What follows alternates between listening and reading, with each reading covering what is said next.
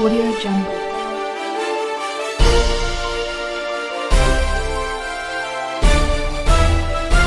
Audio Jungle.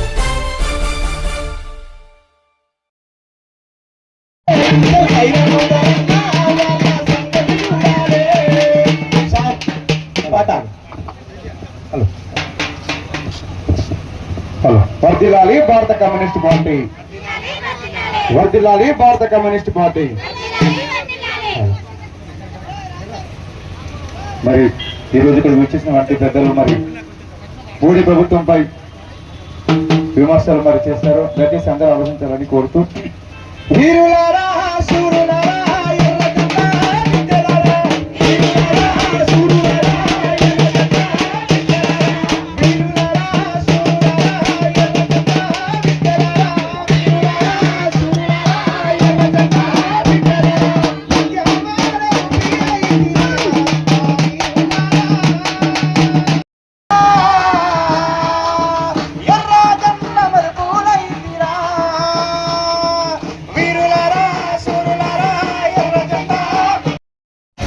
కార్మిక చట్టాలు తీసుకొచ్చారు.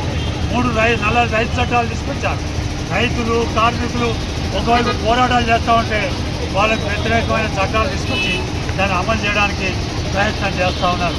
వాళ్ళ మహిళా బిల్లు 33% మహిళల బిల్లు రిజర్వేషన్ తీసుకురావాలంటే ఈ మహిళా బిల్లు రిజర్వేషన్కి అడ్డంగా ఇవాళ నియోజకవర్గాల పునర్విభజన చట్టాన్ని తీసుకొచ్చి 2 జతగలిపి గత పార్లమెంట్లో 131వ రాజ్యాంగ సవరణ ప్రతిపాదన పెట్టడం అనేది జరిగింది.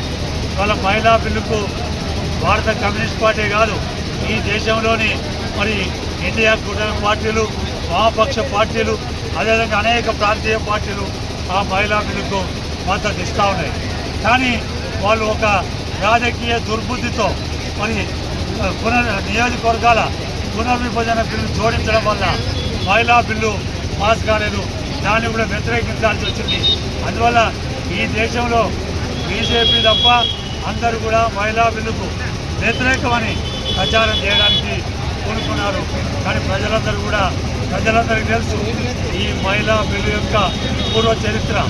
ఈ మహిళా బిల్లు సిపిఐ పార్లమెంటు సభ్యురాలు గీతా ముఖర్జీ గారి నాయకత్వాన మరి ఆనాడు పార్లమెంటరీ కమిటీ వేసి ప్రతిపాదన చేయమని చెప్పారు. ఆమె ప్రతిపాదించిన బిల్లే ఇది మరి మహిళా రిజర్వేషన్ బిల్లు. గతంలో ఒకసారి మహిళా బిల్లు పార్లమెంట్లో పాస్ అయింది. దాన్ని మళ్ళీ పెట్టాల్సిన అవసరం లేదు. దాన్ని చిత్తశుద్ధితో అమలు చేయాల్సిన అవసరం మాత్రమే ఉంది. వాళ్ళ రాష్ట్రాల పునర్విభజన బిల్లును మరి కమ్యూనిస్ట్ పార్టీ, అదేవిధంగా ఇండియా కూటమి పార్టీలు వ్యతిరేకిస్తూ ఉన్నాయి. ఇవాళ దానికి ఒక శాస్త్రీయత లేదు, స్పష్టత లేదు. వాళ్ళు 2 బిల్లులు కలిపి పెట్టడం, వాళ్ళ జనాభా ప్రాతిపదికన ఈ రాష్ట్రాల పునర్విభజన బిల్లు పెట్టాలని ఏదైతే ఉందో దాన్ని మేము పూర్తిగా వ్యతిరేకిస్తూ ఉన్నాం. ఇవాళ ఉత్తర భారతదేశంలో పూర్తిగా అభివృద్ధి లేకుండా, విద్య లేకుండా, కుటుంబ నియంత్రణ పాటించకుండా జనాభా పెరుగుదల చాలా గరిష్టంగా పెరిగిపోయింది. మరి అదే దక్షిణ తెలంగాణలో మరి విద్యారంగంలో ముందున్నాం, మరి చైతన్యంలో ముందున్నాం.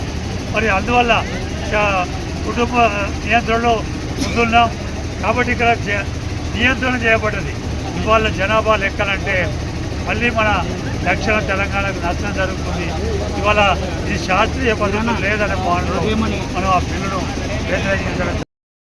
వ్యవసాయ కార్మికులకు న్యాయం జరగలేదు. మహిళలకు సమాన హక్కులు కావాలంటే వాటిని మరి పరిష్కరించలేదు. అదేవిధంగా గిరిజనుల మీద దాడులు పెరిగిపోతూ ఉన్నాయి, దళితుల మీద దాడులు పెరిగిపోతూ ఉన్నాయి. ఈ దేశంలో అనేక సమస్యలు 12 సంవత్సరాలుగా అదే పద్ధతుల్లో కొనసాగుతూ ఉన్నాయి. కాబట్టి ఈ సమస్యలన్నీ పరిష్కారం కావాలంటే బీజేపీ పోవాలి, మార్పు రావాలి అనేటువంటి ఒక నినాదంతో దేశవ్యాప్తంగా ఈ కార్యక్రమాన్ని భారత కమ్యూనిస్ట్ పార్టీ చేస్తూ ఉన్నది.